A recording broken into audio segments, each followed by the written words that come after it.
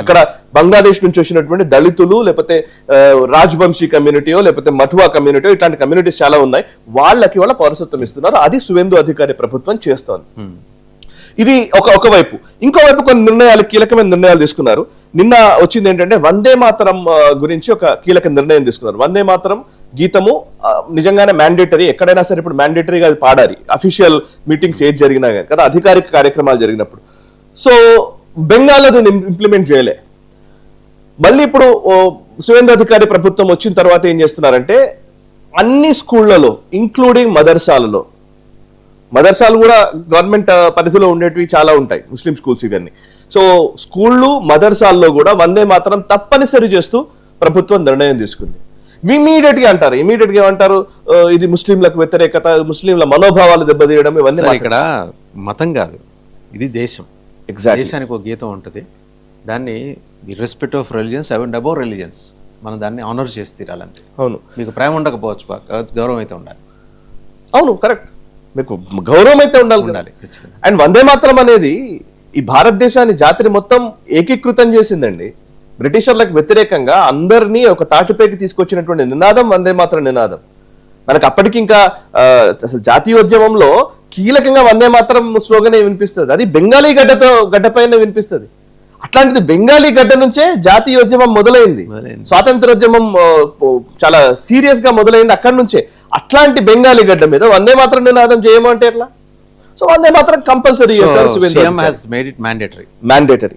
And ఇంకొకటి, cow slaughter ని పూర్తిగా బ్యాన్ చేస్తున్నట్టు తీర్పునిచ్చారు, ఆయన ఉత్తర్వులు ఇచ్చారు. దాని మీద హైకోర్టు కొంతమంది వెళ్తే హైకోర్టు కూడా లేదు, బ్యాన్ చేయాల్సిందే అని చెప్పింది. బికాస్ ఈద్ వస్తోంది, ఈ టైంలో ఎక్కువ జరుగుతాయి, సో చేయడానికి వీల్లేదని కౌ స్లాటర్ బ్యాన్ కూడా కంటిన్యూ చేస్తుంది. స్మగ్లింగ్ ఇప్పటిదాకా నడుస్తూ వచ్చింది, నెలకి 2,000 కోట్ల రూపాయలు వర్క్ చేసే కౌ స్మగ్లింగ్ నడుస్తూ వచ్చింది. దాని మీద మరి ఎలాంటి, అది కూడా ఆగిపోతుంది. అది కూడా దాని మీద కూడా పూర్తి, అంటే ఇప్పుడు బిఎస్ఎఫ్ కి ఎక్కువ భూభాగం అంతా కూడా బిఎస్ఎఫ్ కంట్రోల్లో ఉంది.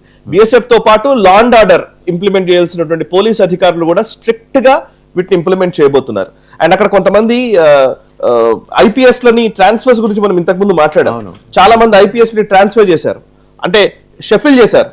కీలకమైన నాయకులు ఎవరైతే, కీలకమైనటువంటి అధికారులు ఎవరైతే ఉంటారో, గతంలో మమతా బెనర్జీ ప్రభుత్వంలో ఆనెస్ట్ గా ఉన్న వాళ్ళు ఎవరిని కూడా పని చేయకుండా చేసినటువంటి సందర్భాలు ఉంటే ఆ ఆనెస్ట్ అధికారులందరినీ కూడా మళ్ళీ ఇప్పుడు లైమ్ లైట్ లోకి తీసుకురావడం జరిగింది, పదోన్నతులు కల్పించడం జరిగింది. సో ఇప్పుడు బెంగాల్ మొత్తం అంటే బెంగాల్లో ప్రతిరోజు పరిణామాలు అబ్జర్వ్ చేస్తూ ఉంటే బెంగాల్లో ఒక సీరియస్ పరిణామాలు అయితే జరుగుతూ ఉన్నాయి. ఒక టెక్టానిక్ షిఫ్ట్ మనం చూడబోతున్నాం బెంగాల్ రాజకీయాల్లో.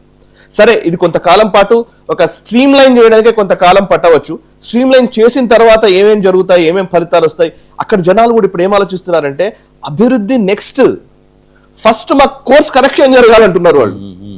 మీరు నిన్న ఫాల్టా నియోజకవర్గంలో పోలింగ్ జరిగింది, రికార్డ్ పోలింగ్. అది ఫాల్టా రీపోలింగ్ జరిగితే record polling. And at the same time ఫాల్టాలో ఏం జరిగిందంటే మీకు తెలుసు అనుకుంటారు, ఏప్రిల్ 29వ తేదీ సెకండ్ ఫేజ్ ఎలక్షన్స్ జరుగుతున్నప్పుడు ఇప్పుడు ఈ రీపోల్ జరగడానికి కారణమే చాలా పోలింగ్ బూతుల్లో ఈవీఎంలలో బీజేపీ క్యాండిడేట్ ఉన్న దగ్గర స్టిక్కర్లు వేశారు.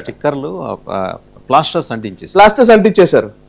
సో దాంతో అక్కడ అంటే ఇంత అరాచకం ఉండేదో మనకు తెలుసు కదా. సో అరాచకం నుంచి కొంచెం బయటకు వచ్చింది. ఇప్పుడు అదే ఫాల్టా నియోజకవర్గం నుంచి పుష్ప అని చెప్పుకున్నటువంటి జహంగీర్ ఖాన్ సరెండర్ ప్రకటించాడు. ఆల్మోస్ట్ అంటే సరెండర్ కాకపోతే భయం, ఎన్కౌంటర్ అయిపోతాను భయం ఉండే. ఎస్. అండ్ నెక్స్ట్ వచ్చేటికి టీఎంసీలో చీలికలు, అభిషేక్ బెనర్జీకి ఇక మ్యూజిక్ స్టార్ట్. అంటే మరి ఆయనేమో డైమండ్ హార్బర్ కదా అభిషేక్ బెనర్జీ. చీలికలు మొదలైతే అంటే అభిషేక్ బెనర్జీ వర్గం